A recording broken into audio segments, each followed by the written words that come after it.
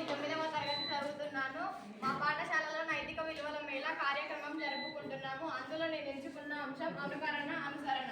పులిని చూసి నక్కవాత పెట్టుకున్నట్టు సినిమా నటులు హెయిర్ స్టైల్ను అనుకరిస్తున్నారు. సినిమా నటులు వారికి ఇచ్చే రెమ్యునేషన్ కోసం హెయిర్ స్టైల్ను మార్చుతుంటారు. స్వాతంత్ర సమర యోధులు ఎలాంటి స్వార్థాన్ని, ప్రాణ ఫలితాన్ని ఆశించక జీవితాన్ని పణంగా పెట్టి స్వాతంత్ర్యం తెచ్చిపెట్టారు. నిజమైన హీరోలు వీరిని మనము అనుసరించాలి. అనుకరణ చాలా ప్రమాదకరం. గాంధీలా వేషం వేసుకుంటే పెద్దలు గౌరవించరు.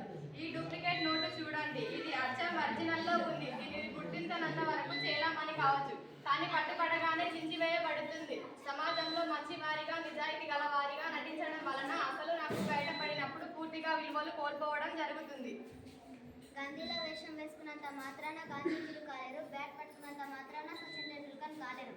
గొప్ప నాయకుల పుట్టిన రోజుల్లో పూలమాలతో పాలాభిషేకాలు చేయడమే కాదు, వారికి మనం ఇచ్చే ఘనమైన నివాళి ఏదంటే వారు చూపిన బాటలో నడవడం. దేశం కోసం, సమాజ శ్రేయస్సు కోసం పాటుపడాలి, అనుకరించకుండా అనుసరించాలి. భారతదేశంలో ప్రపంచ పటంలో